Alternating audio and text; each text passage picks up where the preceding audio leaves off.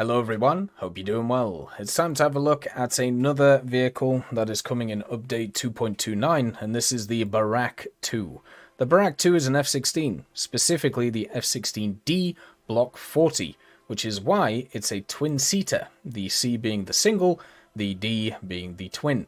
And you can see they have different colors of glass on them, because, I don't know, God hates you. And when it comes to the rest of the vehicle, there are some slight physical differences compared between the C and the D. The main one, it looks like somebody has put a massive spike through the vehicle in this area here to kind of follow its fuselage. There's also countermeasures on this thing. If we compare this to the F-16C, there's 60 countermeasures on the C. There is 200 on this machine, which makes it a little bit easier to use and means that you'll be able to defend yourself a little bit more against enemies coming in.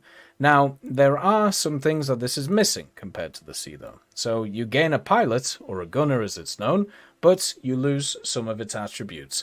The first thing is you get all of the same systems with the AN/APG-68V7 and also all of the capabilities of that radar. You have a very good RWR and also cannons, rockets and bombs, CCIP. You have EEGS on the cannon, which I still find incredibly jarring. And then also the CCRP on the bombs and NVDs because it has a targeting pod. This vehicle does not have access to the semi-active radar homing capabilities that the F-16C has, so it doesn't have the AIM-7M.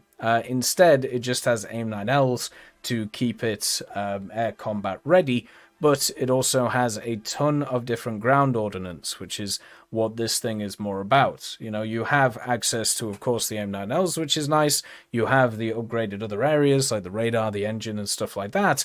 But the ground ordnance is where this thing kind of puts itself apart. You have, of course, the Paveway 2s, and also the other setup, so the 300 kilo ones.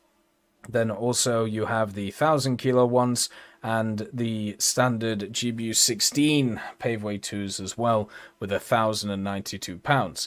You also get the Lightning II targeting pod, which is the thermal targeting pod. It's incredibly powerful and will mean that you can drop bombs from space and just annihilate things as you go around. And also you have some standard bombs as well, all ranging from thousands all the way to 2,000s, and then even down to 750s and I believe 500s as well. You do also have some drag bombs if you want to use those as well, so pretty standard for the vehicle. You do have some drop tanks, which is nice, and the main thing you don't have is rockets, but you have everything else. It does get AIM-9Ps, so luckily you do get 2 stock AIM-9Ls instead of AIM-9Ps, but you can technically run 2 AIM-9Ls, 4 AIM-9Ps until you get all of the AIM-9Ls, or you can go after the bombs to use this thing in ground, which is one of the areas where it will shine. The only issue with using it in ground is you don't have a lineup with it, because the tech tree finishes at 11.7, which kind of sucks for it, but at the same time, you'll eventually be able to use it in ground.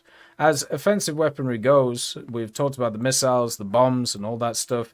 It still gets the standard M61A1 cannon, which is pretty nice, with 512 rounds of ammunition. You also get a bunch of fuel tanks, and of course the General Electric F-110G100, which has a lot of afterburner thrust behind it. One of the things they also did with the F-16s, they upgraded its RWR, they gave it the Betty, and then also they gave them better flight performances by removing the G limiter, which I'm sure will make a lot of people very, very happy with the vehicles. So therefore you are not artificially limited in a realistic way, but how nobody else is limited in the game, because that is very important. It's nice to have everybody on an equal playing field, and now the F-16s are compared to everybody else.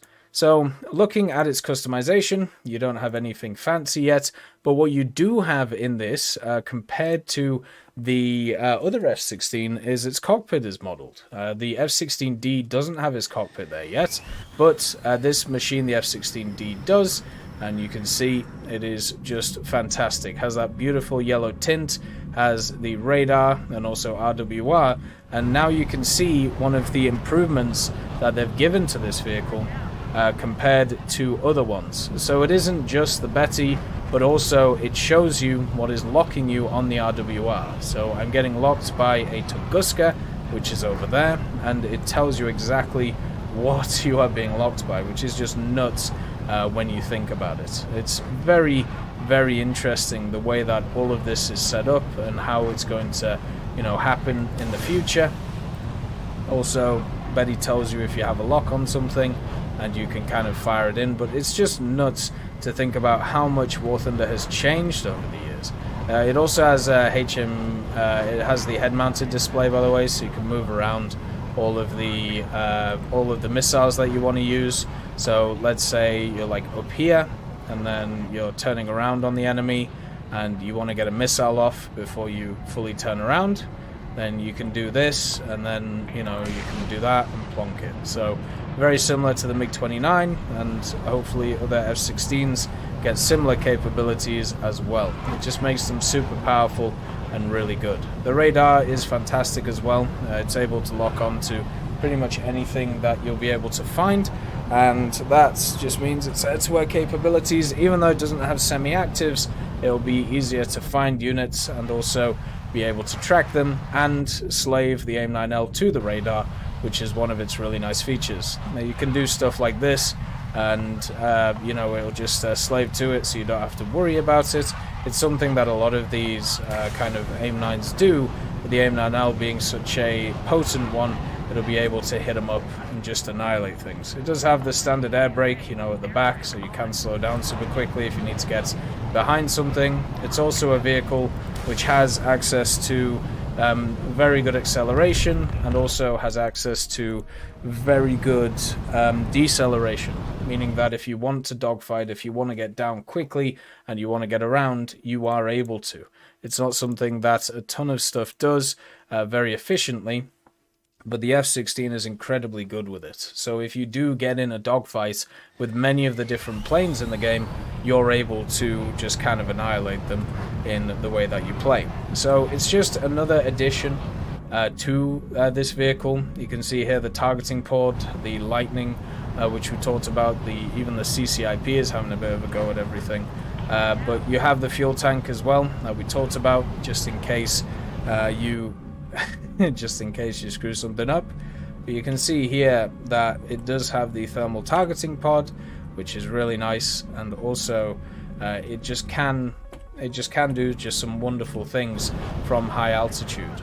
They nerfed a lot of the missile AAs at higher echelons, and if you are able to get to space in something like this or something similar, you can just rock a game super effectively. I saw many people use stuff like Jaguars to this effect for the longest time, and now that these ideas are getting spread to other nations, meaning that you can use the guided bombs, you can use the missiles from incredibly high altitude, it just means that these vehicles are just going to be absolutely nuts. You can see the two sets of countermeasures though. The first one comes out of the top, and then you have the other ones which come out the bottom. So that's kind of cool as well, that they come out in two separate areas, meaning that, you know, you'll be able, if you like pop both, the missile will go to like different areas, not the same one every time, therefore following a standard pattern, which will help you in terms of let's just line this up. It's always funny when it does that, but we can select the good old paveways, and then also we can just drop them, get the laser, stay on target, and then just kind of hit the vehicle as we go over. You can drop both of them on the same laser, which is quite nice, so we just have to keep making sure that it's on time on target, because they are laser guided, and there you go. We'll keep them there. You can see they should just follow it in. Don't know, they might go over the target because they're going way too fast, and they are, but you get the idea, right? I can always cock this up, especially when showing the stuff. But yeah, that's going to be the main use for this Israeli vehicle once Israel gets to 12.0 in their ground tech tree, but it also gives you another option to be able to dogfight in and also have a bit of fun at the higher echelons of Air Realistic and also Air Sim. I hope you all have a wonderful day, and I'll see you next time. I'd just like to thank Brendan Quinn, Vilneus, Character Fuel, Juan the Panda, Carrion Crow, Gus Irenicus, Pyman, Merciless Reaper, Orangetail, Teddy, Daniel Stanton, Moxie, B. Young, Bareen, Peter Grayling, Alan Hacker, Sem Alslan, Uncle Bean, and Derek R., and also Lafouche for supporting the channel.